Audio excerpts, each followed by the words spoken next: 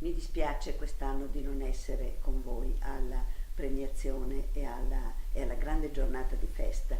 dell'Opera Immacolata Concezione. È una festa che è un appuntamento e che ogni anno ci permette di fare questo piccolo libro, di dare questa soddisfazione ai partecipanti alla gara, diciamo, di avere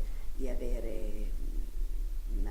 loro pezzo stampato nel libro, che ormai costituisce una piccola collezione e vedo che anche alla gente piacciono, sono richiesti e sono sempre fatti molto bene. E in quest'anno abbiamo avuto un particolare e bellissimo tema, il tema dei nonni, un tema che ha suscitato una serie di belle risposte di vario tipo. Abbiamo avuto nonni sprint e nonni di campagna, nonni di città, nonni ancora attivi e nonni ricordati, come è anche logico che sia, pensando alle diverse età e caratteri e cultura delle persone che hanno scritto. Però devo dire che è stato abbastanza difficile scegliere, perché molti testi erano a un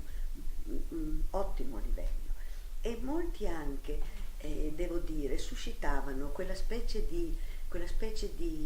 ricordo rievocato, quasi di nostalgia, per un passato che indubbiamente è scomparso, ma che ognuno di noi tiene nel cuore, tiene nell'animo. Questi racconti di infanzie passate negli anni 40 con la paura delle bombe all'epoca della guerra, seconda guerra naturalmente, del dopoguerra,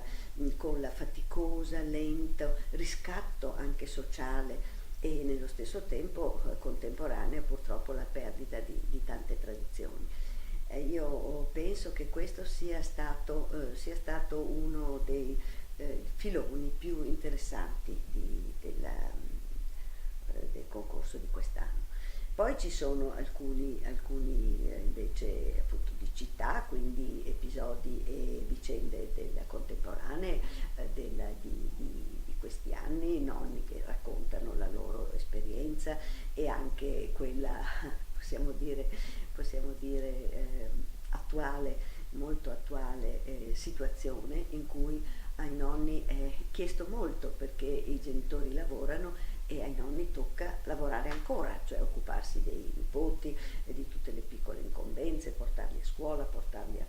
fare ginnastica, occuparsi di carte, di burocrazia e così via. Credo che questo sia però una cosa che è importante, credo che questo sia una cosa che è importante sottolineare, perché è una dimensione della solidarietà fra generazioni, della anche felicità di ritrovarsi ma di contare gli uni sugli altri, che secondo me è tipica di questi ultimi anni ed è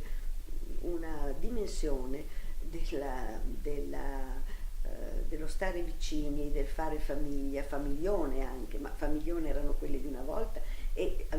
anche oggi alla fine questo aiuto reciproco diventa un fare famiglia di nuovo. Insomma,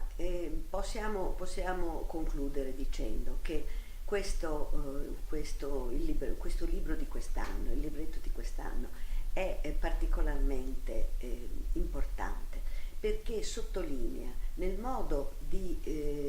più giusto, cioè non attraverso prediche dall'alto, ma attraverso una serie di esempi, di racconti, di episodi, quello che è il senso di questa condivisione fra generazioni, di questo nonni e dintorni, di questa capacità che in fondo molti hanno ed è molto più diffusa di quello che certa pubblicistica vorrebbe farci credere, di questa profonda